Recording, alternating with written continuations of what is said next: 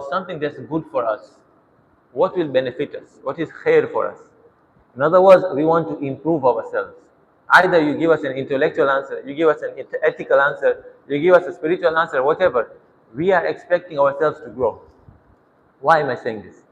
Sometimes we consider an alim adin to be a scholar of, for example, the books. You ask him a question, fiqh question, he answer you fiqh answer. You ask him, hey, where is this in the Quran? He will give you the answer. But Nabi Isa alayhi salam was more than that. He was muallim al-khair. An alim should not only give you answer like this is the answer of this one, why did this happen, because of this is the intellectual logic. No. He should bring you up. That is what the prophets do. They make you better. It's not only give you information, they make you a better person. They make you khair. So based on this now understanding of the Hawariyun that, oh Nabi Isa alayhi salam, we are asking you a question, make us better. So they ask him, Alimna ayu shay ashad.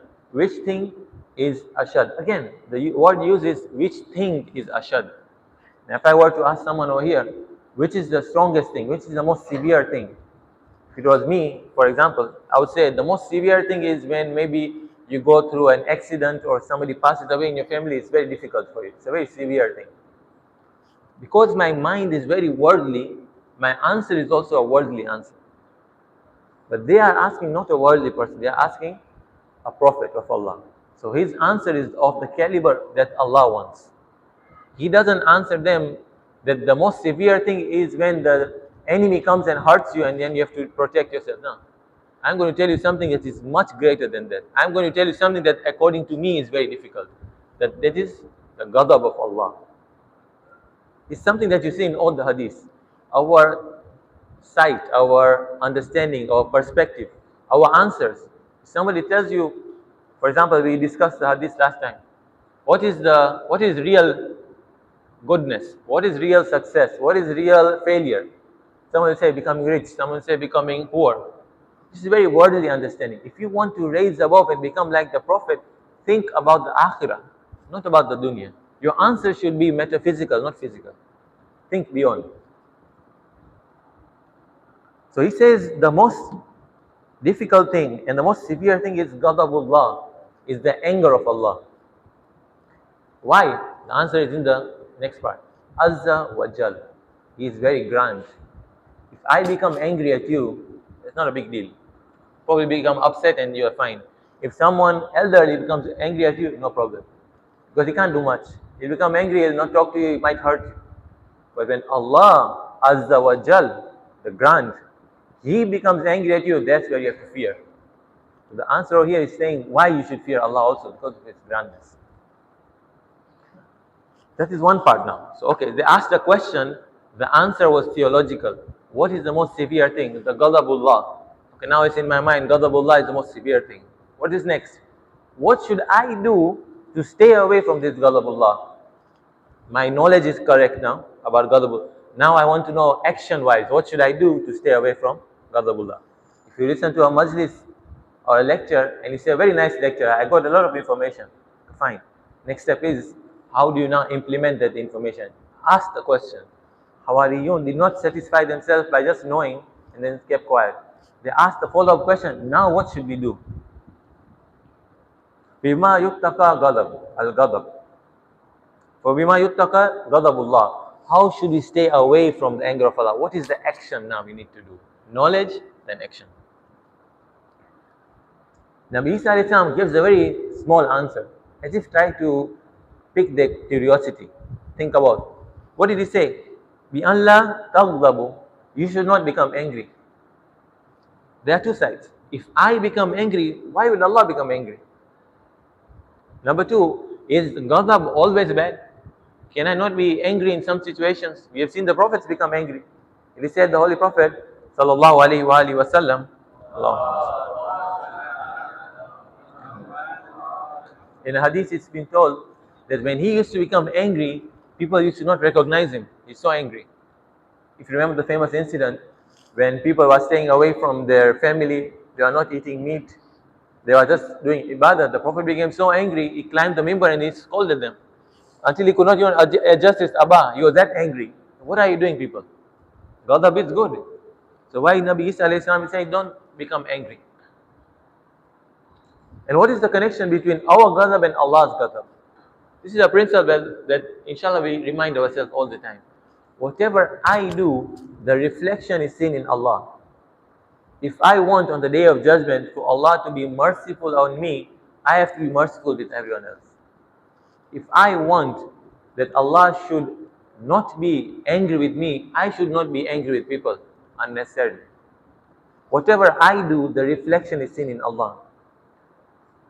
And Irfani understanding of this is, on the day of judgment, everyone will face Allah. But the question is, what face will you face Allah? What face will you face Allah, and which face will He have in return? There are two asma of Allah, asma Jalali and Jamali, the beauty and the Jalal of Allah.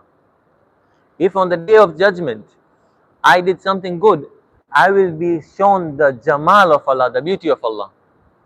If I did something wrong, I will be shown the Jalal and the might of Allah. The Jamal of Allah is heaven. The Jalal of Allah is hell. We are seeing Allah, both of us. But the good doer will see the beauty side of Allah. The evil doer will see the angry side of Allah. It's our actions that determine how we see Allah.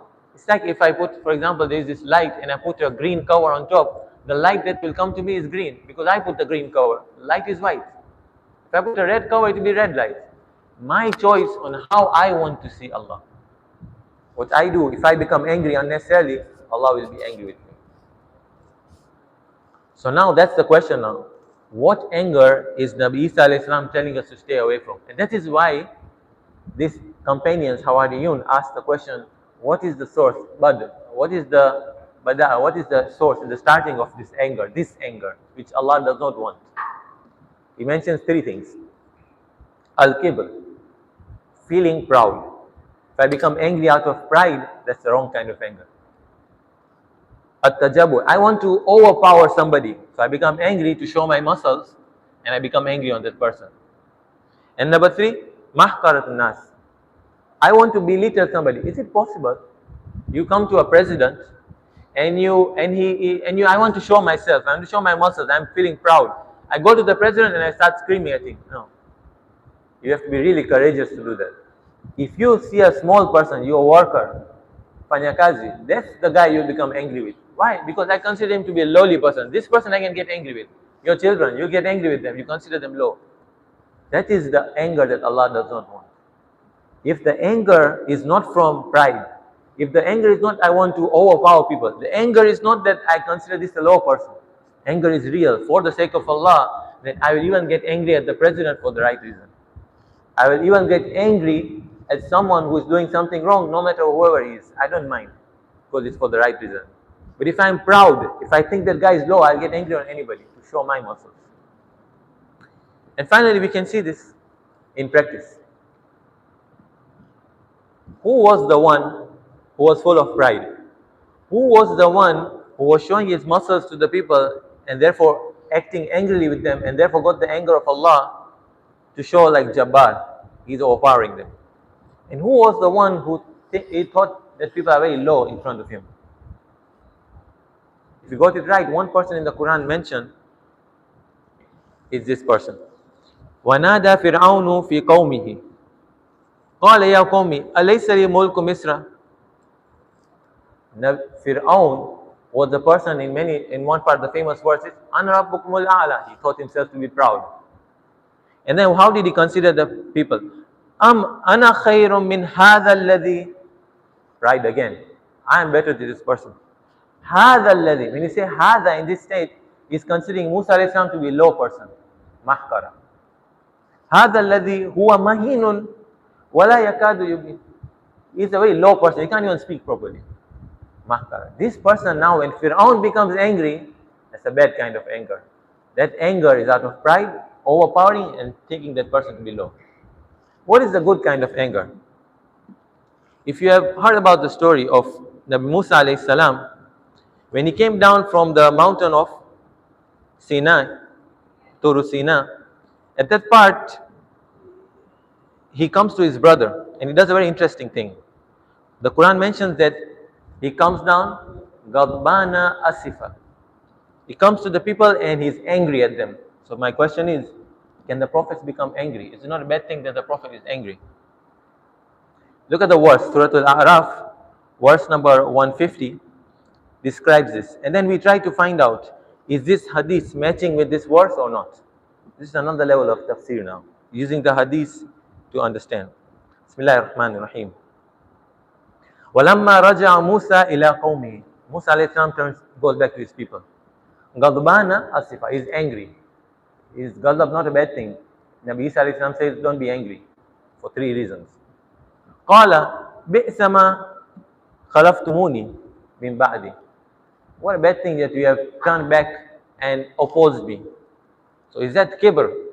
Is that me? Look at the next part. أَعْجِلْتُمْ أَمْرَ رَبِّكُمْ The focus is not me. It's not because you have opposed me. You have invited the anger of Allah. That is the anger we can have. I'm angry because of Allah. I'm not being angry so that Allah will be angry on me. Musa alayhi salam is the manifestation of the anger of Allah on the people. وَأَلْقَى الْأَلْوَاحِ And that's when he threw the tablets. Anger for the sake of Allah is the good kind of anger that Musa showed. But if you have these 3 characteristics, pride, showing my muscles, tajabbur, or thinking people to be low, and then I become angry, then I am inviting the anger of Allah. Inshallah, may Allah give us the tawfiq to be of those who become angry in the right situation, like Nabi Musa alayhi salam and our prophets, and to avoid doing anything that can invite the anger of Allah. Wa sallallahu ala Muhammad wa ali tayyibin at-tahirin. Allahumma salli ala Muhammad wa ali